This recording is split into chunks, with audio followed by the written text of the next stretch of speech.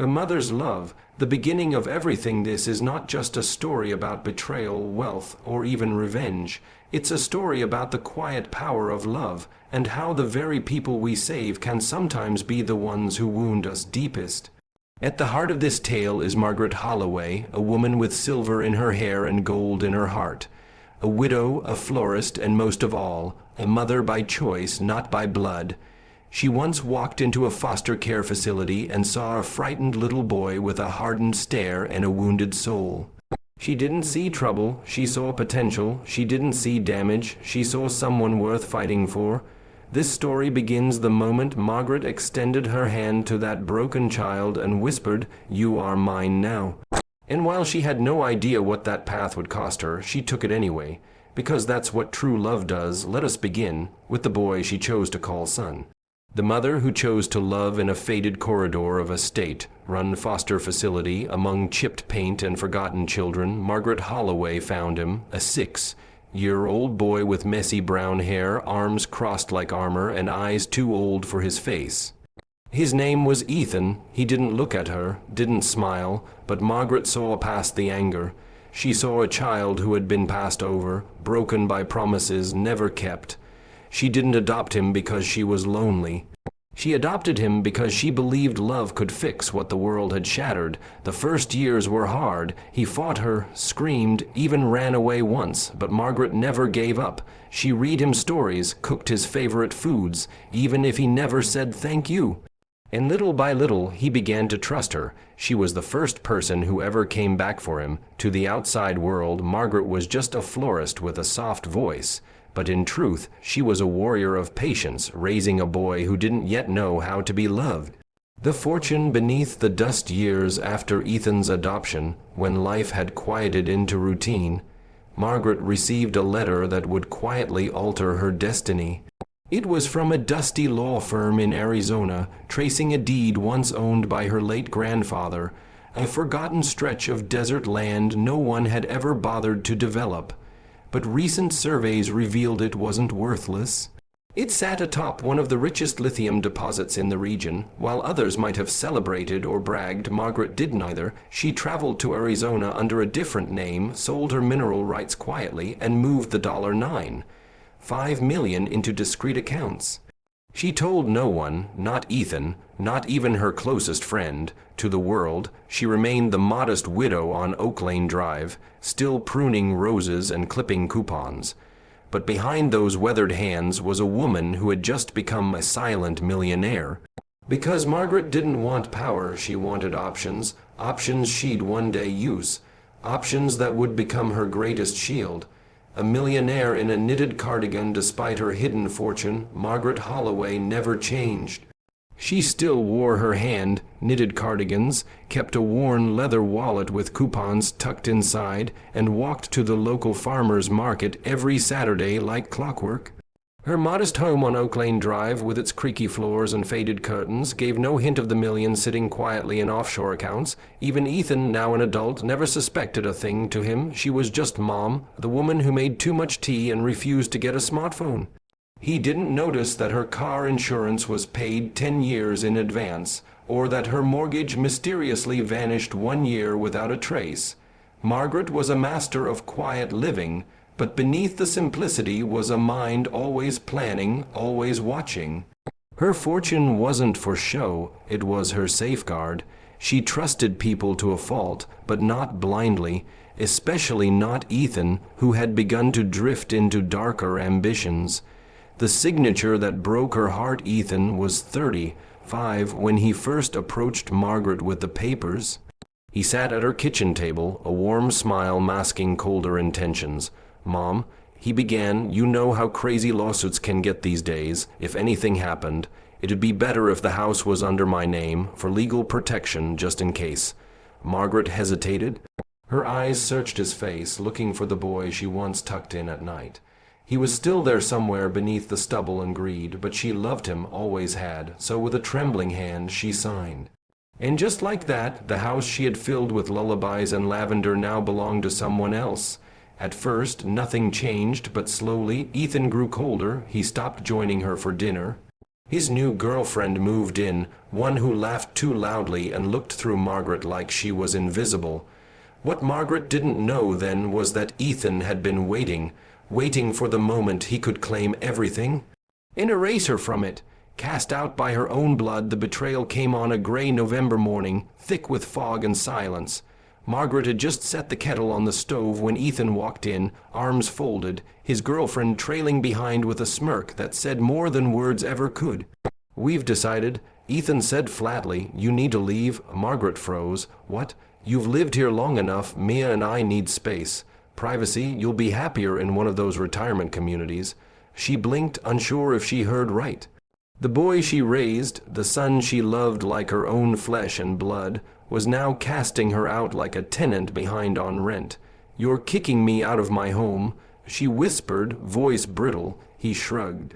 "It's not your home anymore." There was no tearful apology, no second thought, just a shallow offer for cab fare and a wave of indifference. Ethan didn't just take the house. He shattered the last threads of trust between them. But Margaret didn't cry. She stood up, spine straighter than ever, and walked out. A quiet exit with loud intentions. Margaret didn't beg. She didn't fight. With quiet grace, she packed her suitcase, only one. A few clothes, her late husband's photo, and the journal she'd kept for 40 years. Her eyes lingered on the home's old walls one last time, the hallway where Ethan took his first steps, the kitchen where she made pancakes shaped like dinosaurs. All of it now someone else's. Ethan watched from the living room, arms crossed, unbothered. He thought she had nowhere to go, that he held all the power. Margaret left the front door without looking back, but not because she was broken. No, her silence wasn't surrender, it was strategy. She had seen enough of the world to know that the most dangerous storms begin with still whines. As the cab pulled away, her lips curled into something between sadness and resolve. Ethan had played his hand. Now it was time for her to play hers, and Margaret Holloway, she never played to lose. The return of the Forgotten Queen, 3 days after her quiet exile, a black luxury sedan waited outside a modest motel where Margaret had briefly stayed. The chauffeur stepped out and opened the door with a respectful nod. "MS Holloway, welcome back." Gone were the flowered blouses and thrift store shoes. Margaret now wore an elegant cashmere coat and soft leather gloves, simple but unmistakably refined. The car took her not to another suburb, but to an exclusive high-rise downtown.